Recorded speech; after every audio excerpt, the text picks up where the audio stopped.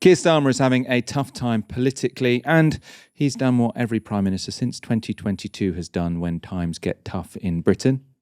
He's visited Ukraine, and he's posted this video.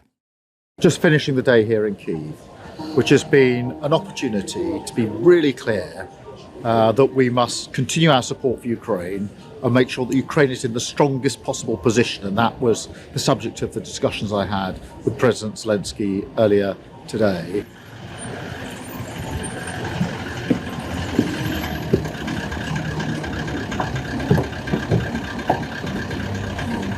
Thank you.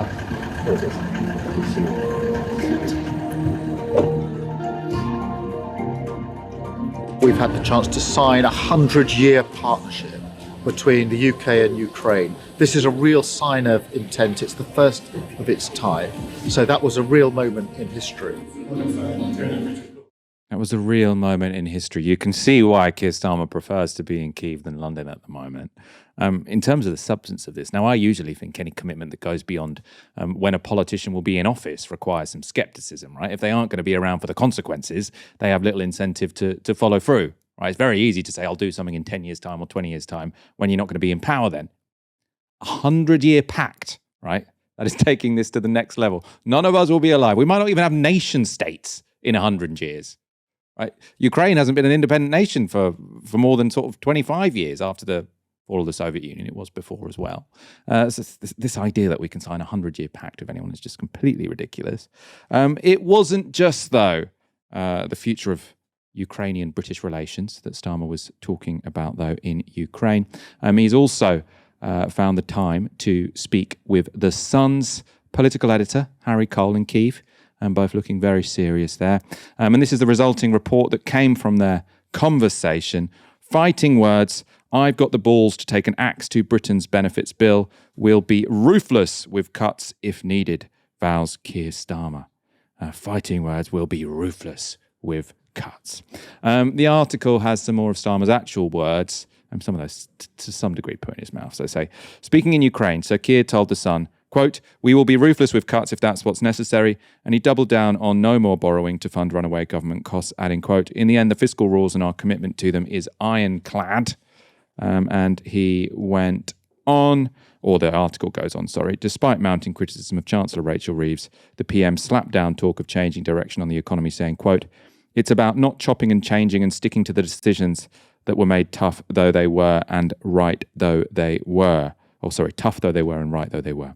Asked if he had the stomach or the balls to take on his squeamish MPs who have railed against benefit cuts for years, the PM insisted, yes, I love fights. I had to fight to get the leadership of the Labour Party, had to fight to win the election. This is not so forced. Obviously, The Sun then get the headline of Keir Starmer says he has the balls to take on Labour MPs. They did kind of put that word in his mouth because they just said, do you have the balls? And he said, yes. But anyway, while Keir Starmer was attempting to develop his image as a street fighter, Rachel Reeves has been busy on the BBC doubling down on her favoured persona as a scrimper and saver. You said last time you were on Political Thinking that your mum kept every receipt because she wanted to check that every single penny added up. It wasn't just because she wanted to check, she needed to check. We didn't have loads of money. We weren't poor. My mum was a primary school teacher, as I said. My parents split up when I was at primary school. So we didn't have loads of money. And so she needed to make sure that everything that she was spending, she could afford. And I remember that very vividly, her sitting at the kitchen table with the receipts, and she kept them all, and her bank statements, and ticked them off to make sure she knew she wasn't overspending compared with the income that she had coming in. I'm told that you used to, I don't know if you still do as Chancellor, but as Shadow Chancellor, you bring your lunch in a Tupperware. If there were leftover pastries from a meeting, you'd save the pastries because you didn't want waste. Is that the person that the Iron Chancellor Rachel Reeves has become? I still do that. You still bring your lunch in a Tupperware? Not every day, but whenever I can, I do that. Do you make it, or do you get one of the family to make it? I make it. Okay. A couple of days ago, we had a breakfast, and there were some leftover pastries. So I'm not sure if the health secretary would approve of this, but I had a pastry for breakfast and a pastry for lunch. So I think that's good value for money. It might not be very good for my waistline. It makes the numbers add up. What did we just watch? This is one of the most powerful people in the country right? She's controlling what is going to be the economic future of this country over the past 5 years. I used Tupperware and then I had 2 pastries. And then Nick Robinson, like the BBC's most serious interviewer. Oh yeah, do you take in Tupperware? Do you make it? Do your family make it? What? Who is this for? Like what?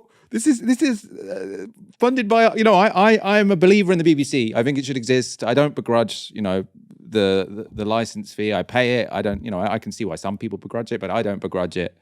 But I don't want it spent on Nick Robinson sort of laughing with the Chancellor about whether or not her family makes her sandwiches, which she puts in her Tupperware. I suppose on the economic issue, that anecdote came up in the context of Labour's stated task of making tough decisions, including cuts. And that annoyed a lot of people on Twitter who said this was the BBC reverting back to the misleading analogy of the state as having a household budget. Many also pointed to a review by the BBC itself in 2022, which looked into potential flaws in how the corporation had up to then covered the economy. That review said this, that states don't tend to retire or die or pay off their debts entirely is one way. National debt is not like household or personal debt, not like a credit card, for example, and why analogies with household debt or suggestions the government must pay off or pay down the debt can cause intense debate. Clearly, pithy, accessible metaphors are valuable to journalists and audiences, and paying off is a tempting phrase, even to those who know the arguments, because it seems to express the idea there must be some degree of discipline over debt, even for a state. But again, it helps to know that household analogies are dangerous territory, intensely contested, and can easily mislead. Aaron, Keir Starmer in Ukraine or Rachel Reeves guffawing with Nick Robinson? You've got a choice of 2 clips to comment on. Well, Michael, if you watch both of them, you understand why the country is in a bit of a pickle, don't you? If you walk down the street, it looks like crap. The police have effectively abolished themselves. Not much works. Trains are always late. People can't get on the property ladder. Well, you kind of understand why. This is the caliber of our political class. Quickly on Keir Starmer. Michael, in 1925, the British Empire was the largest in human history. I think about a quarter of the planet's surface was under the British flag 100 years ago. And today, Britain is a country in the North Atlantic, 68 million people. It is no longer in charge of an empire covering a quarter of the planet's surface. Maybe even more than a quarter. I think maybe a third of the planet's surface and a quarter of its population. Big numbers for the British Empire in 1925. Michael, in 1925, Hitler had been released from prison, I think, because of the Beer Hill Putsch. So he wasn't even head of the Nazi party. A lot happens in 100 years. A lot happens in 10 years. The most idiotic sentence I think I've ever heard from a British Prime Minister. We will give $3 billion a year for 100 years. Also, think about inflation. $3 billion in 100 years, not going to be that much. Just dumb. It's not serious. This is purely for a media line. So dumb. And then on Rachel Reeves, Michael, I really want to talk about this. Rachel Reeves in 2015 was found to be one of 19 MPs who had their cards suspended by IPSA. We know this because of a Freedom of Information request.